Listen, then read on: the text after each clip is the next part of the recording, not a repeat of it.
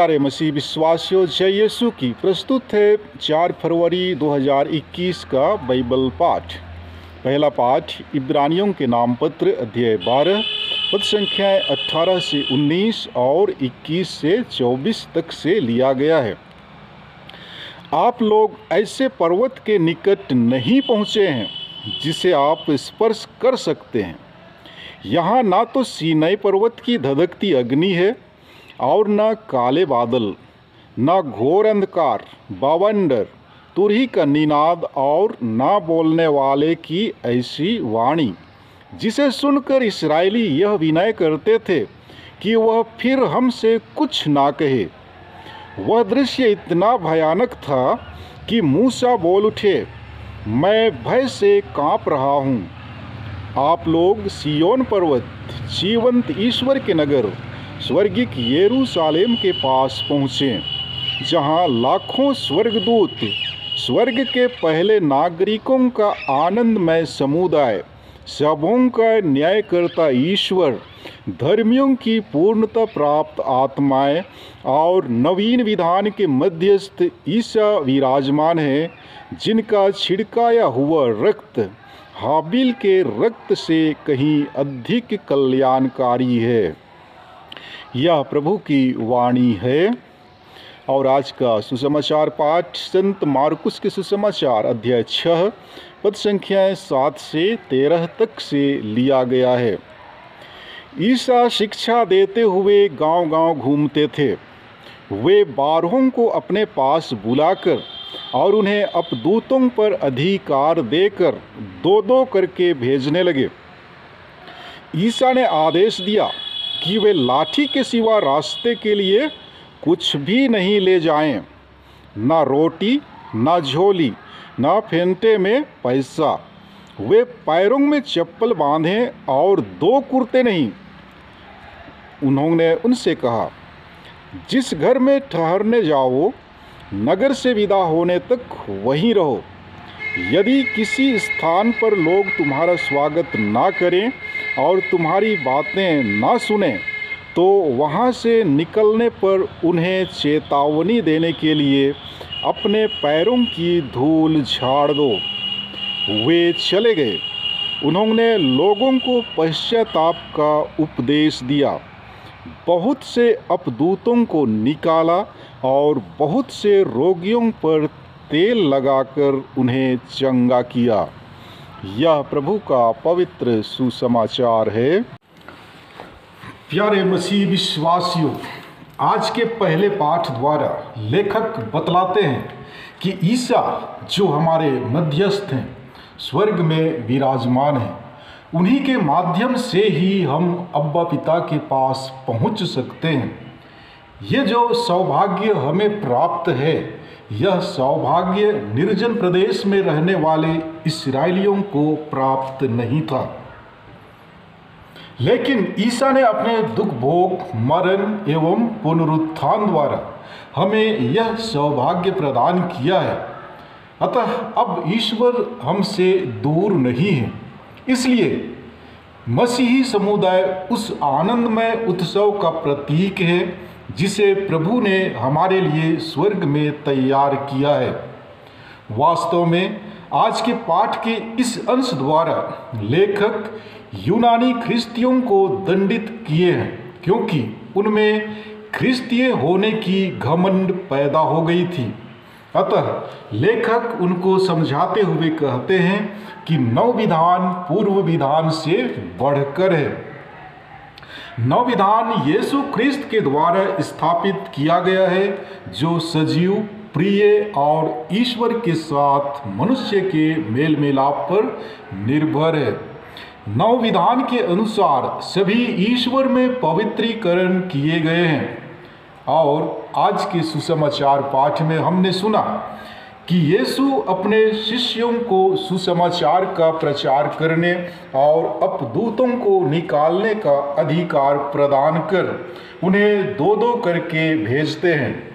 यदि हम मार्कुस के सुसमाचार को पढ़ेंगे तो हमें ज्ञात होगा कि 12 प्रेरितों के चुने जाने एवं भेजे जाने के बीच कई घटनाएं हो चुकी हैं, जैसे ईसा किन बातों को लेकर शिक्षा देते थे उससे वे अच्छी तरह से वाकिफ थे और साथ ही साथ उनके द्वारा किए गए चमत्कारों एवं उनके चमत्कार करने की तरीका से भी अच्छी तरह परिचित थे।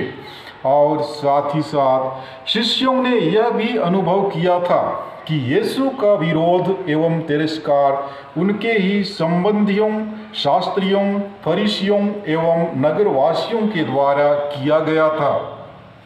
इस तरह हम देखते हैं कि शिष्यों ने अपने प्रशिक्षण काल में कई प्रकार के उतार चढ़ाव देखे थे, फिर भी वे प्रभु की आज्ञा को टाल नहीं सकते हैं और उनकी आज्ञा के अनुसार चिंता मुक्त होकर अपने कार्यों को करने लगे।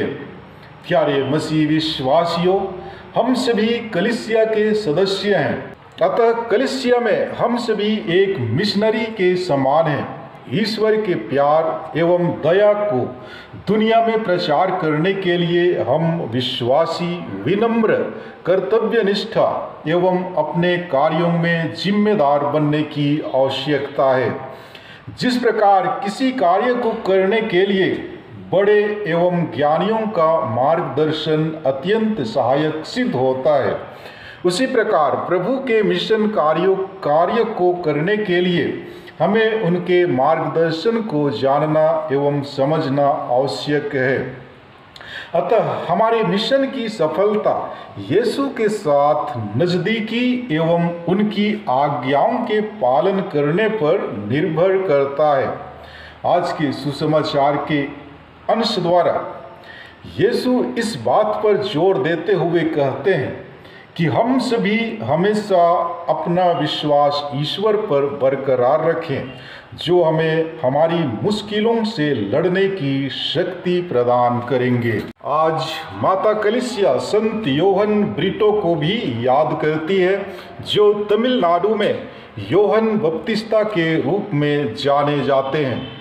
संत योहन ब्रिटो का जन्म 1 मार्च 1647 ईस्वी में लिस्बन में एक पुर्तगाली परिवार में हुआ था। कहा जाता है कि बचपन में एक बार वह भयंकर बीमारी का शिकार हुआ। तब उनकी मां ने उसे यीशु समाजी पुरोहितों का चोंगा को इस विश्वास में पहनाया कि उसे पहनने से उसका बेटा ठीक हो जाएगा, क्योंकि वह संत फ्रांसिस जेवियर की भक्त थी।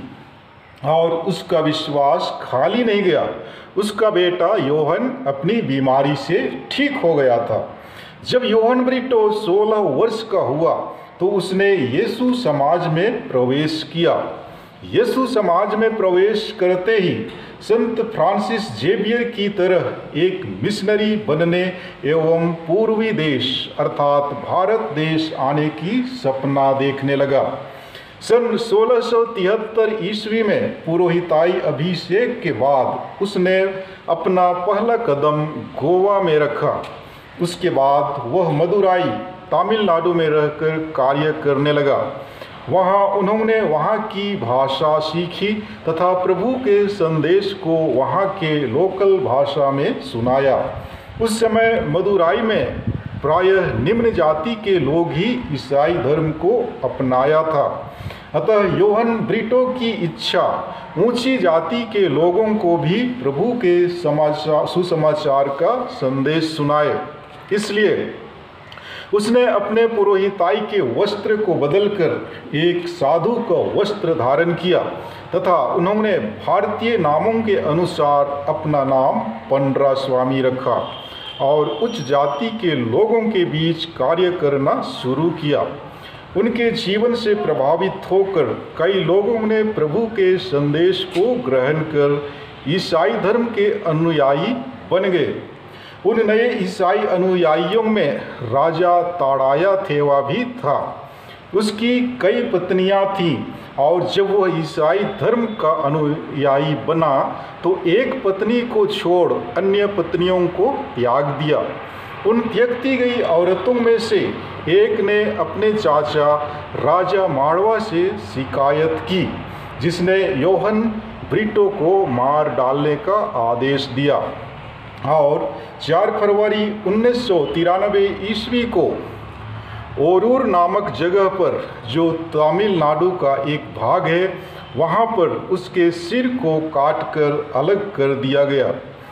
इस प्रकार संत योहन ब्रिटो भी संत योहन बपतिस्ता की तरह लोगों को सत्य एवं न्याय का शिक्षा प्रदान किया। संत योहन बपतिस्ता ने राजा हेरोद से कहा था कि तुम्हारे भाई की पत्नी को रखना तुम्हारे लिए उचित नहीं है, जिसके कारण हेरोदियस उससे बैर करती थी और उसका सिर कटवा दी थी। ठीक उसी प्रकार संत योहन ब्रिटो ने भी राजा ताड़ाया थेवा को सिर्फ एक पत्नी के साथ रहने की सलाह दी। फलस्वरूप योहन बपतिस्ता की तरह ही उसका भी सिर कटवा दिया गया। प्यारे मसीह विश्वासियों, जब हम प्रभु के द्वारा दिए गए कार्यों को करना प्रारंभ करेंगे तो हमें भी कई प्रकार के दुख तकलीफों एवं यातनाओं से गुजरना पड़ सकता है। अतः हमें संत योहन ब्रिटो एवं अन्य संतों के समान अपने विश्वास में अटल रहने की आवश्यकता है। हम प्रार्थना करें कि ईश्वर हमें कृपा प्रदान करे ताकि हम भी उनके मिशन कार्य को करने के सक्षम हो सकें। आमीन।